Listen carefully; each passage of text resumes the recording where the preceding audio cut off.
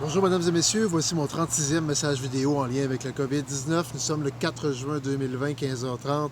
Selon les statistiques officielles, toujours 11 cas dans la MRC Côte-de-Gaspé, maintenant 185 en Gaspésie-les-Îles. Parmi les 185, on est toujours à 8 décès, maintenant 166 guérisons. Donc un total d'environ 11 cas actifs seulement pour toute la région. Premier sujet du jour, permettez-moi d'abord de vous souhaiter une bonne journée de la Gaspésie. Comme le veut la tradition, on porte le bleu, couleur de la mer, pour afficher notre fierté d'appartenir à cette magnifique région. Même le ciel aujourd'hui a mis ses habits bleus pour l'occasion. Il est lui aussi un fier Gaspésien. L'équipe de Vivre en Gaspésie nous a préparé des activités virtuelles et un filtre aussi là, à ajouter à notre profil, photo de profil Facebook. Donc, fiers Gaspésiens d'ici ou d'ailleurs, de souche ou d'adoption, de cœur ou de raison, célébrons fièrement notre appartenance à notre belle Gaspésie. Deuxième sujet du jour, dans le cadre de son plan de relance de l'après-COVID, le gouvernement du Québec a mis en place une série de dossiers sur la voie rapide, dans le cadre d'un projet de loi qui est en cours d'adoption. Ça va être une façon de court-circuiter certains processus administratifs et gouvernementaux, d'enclencher des travaux plus rapidement que d'habitude. Parmi ces dossiers-là, il y en a 4 en Gaspésie, dont 3 qui touchent directement la ville de Gaspé. Donc, ils ont ciblé le déménagement du garage du MTQ du centre-ville vers le parc industriel des Augustines comme l'un des premiers dossiers. C'est un dossier qui est attendu depuis longtemps. Il y a aussi la réfection du chemin de fer de la Gaspésie jusqu'à Gaspé, qui est aussi ciblé dans le projet de loi.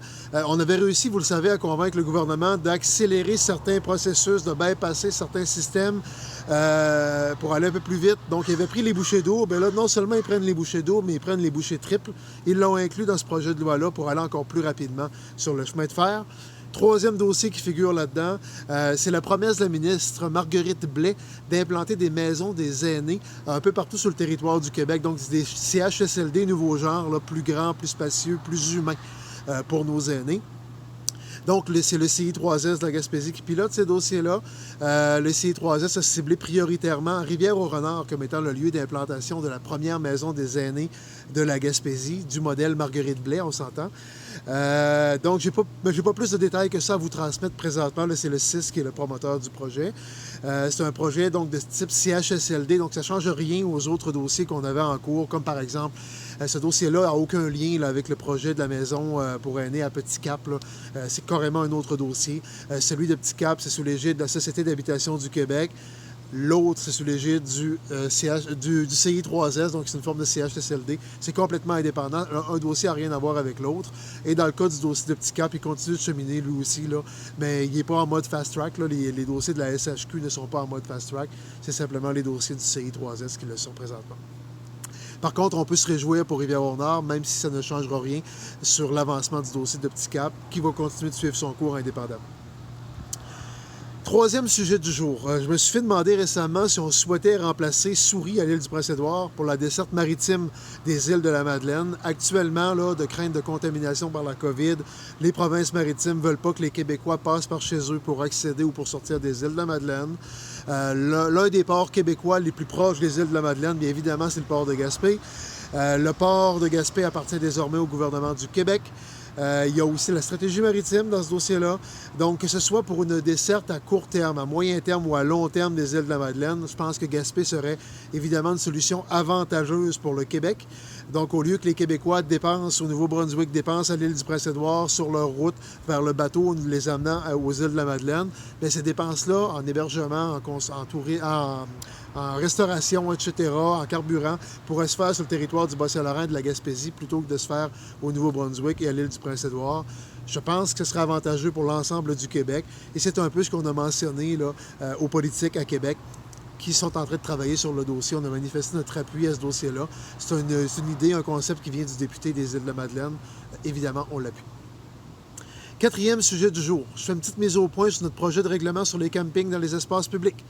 J'ai dû encore donner plusieurs entrevues sur le sujet aujourd'hui. Bien, vous devez savoir d'abord que les campings dans les espaces publics sont déjà encadrés depuis longtemps dans presque toutes les villes touristiques de la Gaspésie. On est un peu en retard là-dessus. Fait qu'à New Richmond, à Carleton-sur-Mer, à Chandler, à Percé, dans toute la MRC Rocher-Percé d'ailleurs, même à Matane. Et là, c'est Saint-Anne-des-Monts qui est en train de faire exactement le même processus que nous autres présentement.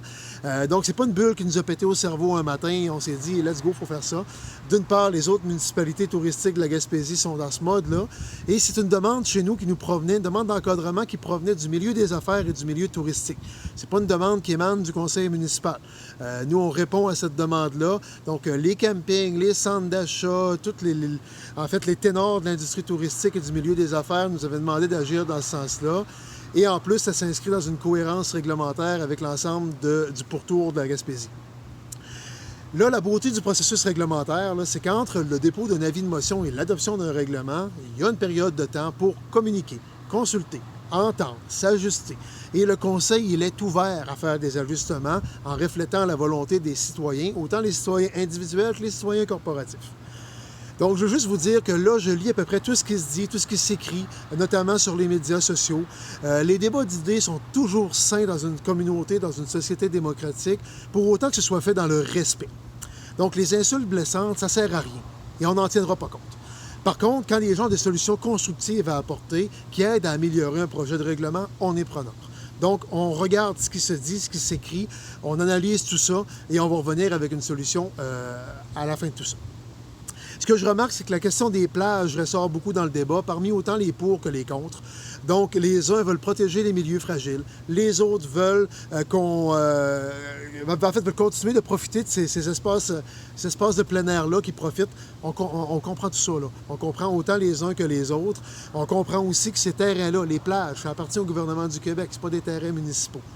Donc actuellement, là, ce qu'on fait, c'est qu'on prend le temps, je le disais, d'écouter, de finir de documenter, d'analyser et au besoin, on va s'ajuster pour répondre aux désirs de la majorité des citoyens, autant individuels que corporatifs, du Grand Gaspé, sachant que ça ne fera jamais l'unanimité. Fait que tous les arguments sont bons pour autant qu'ils soient respectueux de l'opinion contraire. Cinquième et dernier dossier du jour, tel qu'annoncé lundi, nos aires de jeu pour enfants sont désormais ouvertes, tel que permis par le gouvernement du Québec. Comme partout ailleurs au Québec, c'est de la responsabilité des usagers de voir à la santé et à la sécurité de chacun, notamment en respectant la norme des 2 mètres et en se lavant les mains avant et après utilisation. L'affichage est en cours d'installation sur l'immense territoire du Grand Gaspé. Par contre, on est toujours en attente de directives de la santé publique concernant les blocs sanitaires publics, les espaces publics, les toilettes publiques. Donc, autant à la plage, à Halte-Routière, au Berceau du Canada, etc., nos toilettes seront ouvertes seulement quand on va avoir des directives de la santé publique à cet effet, à supposer que les directives soient réalistes et applicables à des coûts raisonnables. Donc, dès qu'on a des réponses, on vous revient là-dessus. En terminant, je vous le répète, si vous avez des doutes ou des questions, 1-877-644-4545, le numéro est encore là pour vous. Je vous remercie encore de continuer de respecter les règles de base, les 2 mètres, le masque, le lavage fréquent des mains, pas de main au visage. Faites attention au rassemblement aussi dans le respect des règles, maximum 10 personnes. Tout ça, c'est votre devoir civique. Chaque personne doit faire sa part. Chaque personne est responsable de ses gestes dans cette crise humanitaire-là, mondiale. Donc, je vous invite à la prudence, encore une fois. C'est toujours important. Bonne journée de la Gaspésie, tout le monde. Et comme on dit, continuons comme ça va bien aller.